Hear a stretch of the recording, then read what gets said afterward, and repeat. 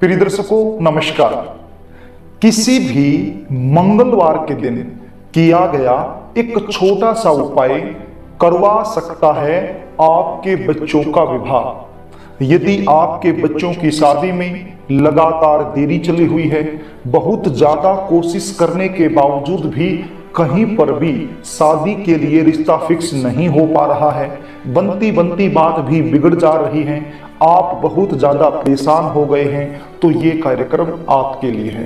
आज जो उपाय मैं आपको बताने वाला हूं, यदि ये उपाय आपने अच्छे से समझ लिया और मेरे द्वारा बताए गए तरीके से किसी भी मंगलवार के दिन कर दिया, तो यकीन मान के चलिए आपके बच्चों की शादी के लिए कोई न कोई अच्छा प्रस्ताव जरूर आएगा और शादी के लिए रिश्ता फिक्स हो जाएगा।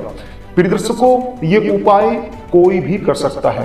बच्चे यदि खुद करना चाहें तो खुद भी कर सकते हैं, लेकिन मुझे पता है आजकल के बच्चों के पास उपाय करने के लिए समय नहीं होता है, तो ऐसी सिचुएशन में ज्यादातर जो उपाय होते हैं वो माता पिता को ही करने होते हैं। इसलिए इस चैनल के माध्यम से जितने भी उपाय मैं बताता हूं, उनमें से लगभग 80% उपाय ऐसे होते हैं जिन्हें माता पिता कर सकते हैं और अपने बच्चों की शादी में आ रही अड़चनों को दूर कर सकते हैं।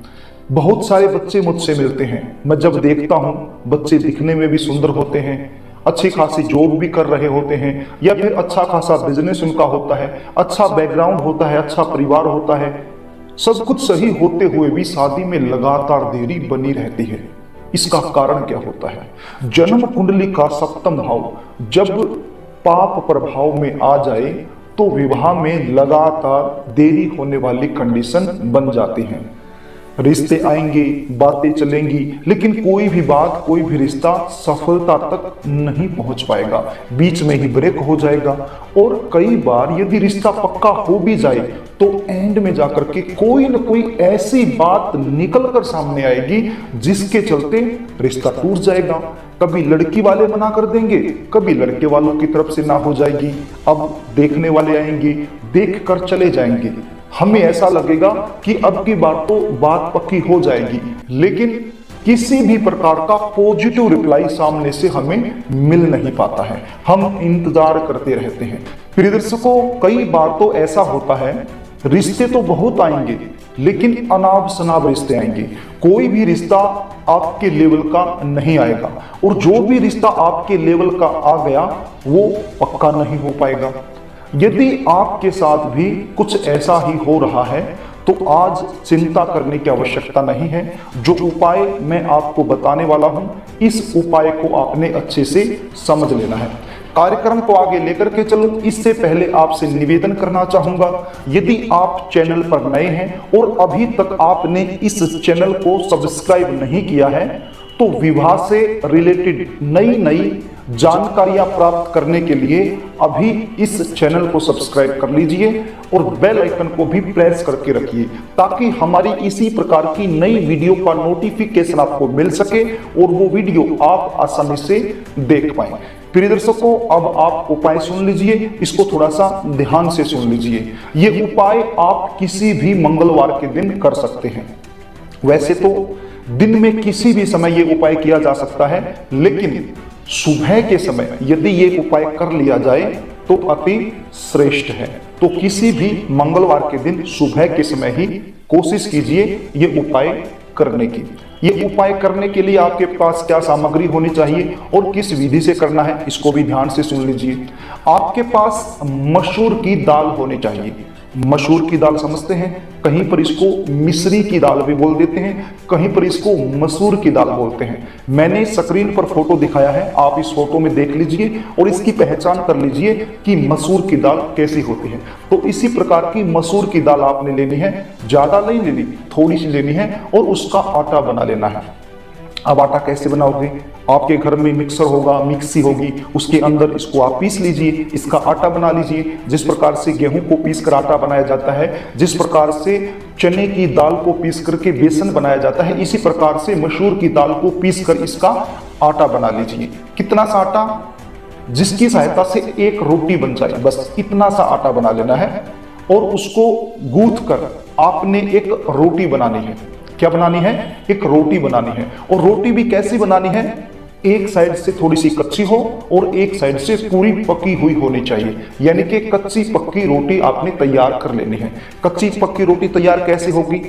आपको तवे पर ही इस रोटी को सेकना है, अग्नि पर नहीं रखना। जब आप गैस पर आप रोटी बना रहे हैं तो गैस पर आपने इस रोटी को नहीं सेकना है, केवल तवे पर ही रखना है, तो एक साइड से ये कच्ची रह जाएगी। अब ये कच्ची पक्की रोटी आपने तैयार कर ली। अब इस रोटी के ऊपर जिस साइड से ये कच्ची है उस साइड पर आपने घी का लेपन करना है, यानी घी से चोपड़ देना है। उसके बाद एक कटोरी में थोड़ी सी हल्दी आपने लेनी है और थोड़ा सा घी उसमें मिला करके उसका घोल तैयार करना है। और उस हल्दी की सहायता से इस रोटी पर जिस साइड से आपने चोपड़ा हुआ है, यानी कि जिस साइड से वो कच्ची रोटी है, जिस साइड से आपने घी लगा रखा है, उसी साइड पर उस हल्दी की घोल की सहायता से आपने इस उंगली की सहायता से, ये होती है अनामिका उंगली, इसको रिंग फिंगर भी बोलते हैं, तो इस उंगली की सहायता से रोटी पर लिखना है सबसे पहले शुभ विवाह। क्या लिखना है? शुभ विवाह। उसके बाद जिस भी बच्चे की शादी के लिए ये उपाय आप कर रहे हैं उसका नाम आपने लिखना है। यदि आप बच्चे हैं, खुद कर रहे हैं, तो अपना नाम लिख लीजिए, और यदि आप माँ हैं, पिता हैं, तो अपने बच्चे का नाम, जिसके लिए भी ये उपाय किया जा रहा है उसका नाम लिखना है, और उसके नीचे उसकी उम्र लिखनी है। उम्र कैसे लिखनी है? जिस उम्र में आपका बच्चा वर्तमान समय में चला हुआ है उतनी ही उम्र आपने लिखनी है। सपोज कीजिए कि आपका बच्चा 27 साल का हो चुका है और अभी 28वें साल में चला हुआ है, तो 28 साल लिखना है। तो जिस भी उम्र में आपका बच्चा वर्तमान समय में चला हुआ है उतनी ही उम्र आपने इस रोटी पर लिख देनी है। तो आपने 3 चीजें लिखी, सबसे पहले शुभ विवाह, उसके बाद बच्चे का नाम, उसके बाद बच्चे की उम्र हल्दी की सहायता से लिखी है, और इस उंगली से, ये जो रिंग फिंगर जिसको बोलते हैं, जिसके अंदर अंगूठी पहनी जाती है, सबसे छोटी उंगली के पास वाली ये उंगली, राइट हैंड की उंगली, इसकी सहायता से आपने लिख लिया। इतना सा हो गया। आगे सुनिए, एक गुड़ का टुकड़ा ले लीजिए और ये गुड़ का टुकड़ा भी वहीं पर रख दीजिए जहां पर आपने सब कुछ लिखा है। इसके बाद जिस भी बच्चे की शादी में देरी हो रही है, जिस भी बच्चे के लिए आप कर रहे हो, उस बच्चे के माथे से एक बार इस रोटी को टच करवा दो या फिर उसका हाथ लगवा लो। और यदि बच्चा घर में नहीं है, कहीं बाहर रहता है, तो फिर मानसिक रूप से मन ही मन में ऐसा सोच लो कि आपका बच्चा आपके सामने ही है और आप उसके लिए कर रही हो। तो मानसिक रूप से सोच लो कि मैंने अपने बच्चे का हाथ इसको लगवा दिया है, बस मन ही मन में सोच लो। या फिर घर में उसका फोटो है तो फोटो से उसको एक बार टच करवा दो। उसके बाद ये रोटी आपने गाय माता को देनी है। किसको देनी है? गाय माता को देनी है। प्रिय दर्शकों, गाय माता के अंदर 33 कोटि देवी देवता निवास करते हैं, और इस रोटी पर आपने शुभ विवाह लिखा है, नाम लिखा है, उम्र लिखी है। तो ये रोटी जब गाय के पेट में जाएंगी तो 33 कोटि देवी देवताओं के पास आपकी जो अर्जी है, आपकी जो मनोकामना है, आपकी जो प्रार्थना है, वो पहुंच जाएगी, और शीघ्र आपकी जो मनोकामना है वो पूर्ण हो जाएगी। समझ आ रही है आपको?